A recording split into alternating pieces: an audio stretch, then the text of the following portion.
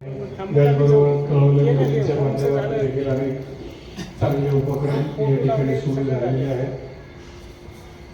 असे आमचे किशोरजी एक सामाजिक कार्यकर्ते देखील आहेत.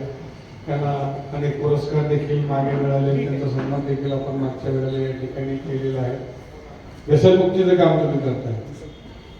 आज समाजामध्ये व्यसनाधीन झालेल्यांची संख्या आपण पाहतो.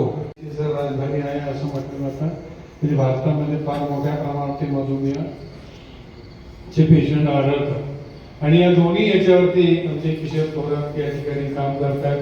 बऱ्यापैकी त्यांचं यश त्यांना मिळतं या कामाबद्दल आणि त्यांच्या या सामाजिक कार्याबद्दल त्यांना अनेक पुरस्कार देखील मिळालेले आहेत. अशा या किशोरांचा आज वाढदिवस या ठिकाणी आपण साजरा करतो. तेव्हा वाढदिवसाच्या निमित्तानं मी त्यांना आपल्या सर्वांच्या वतीनं, प्रशासनाच्या वतीनं, माझ्या कुटुंबियाच्या वतीने, ज्येष्ठ नागरिक, महिला मंडळ, युवा मंच या सर्वांच्या वतीने किशोरजींना वाढदिवसाच्या खूप खूप शुभेच्छा देतो आणि आता केक कटिंग करूया.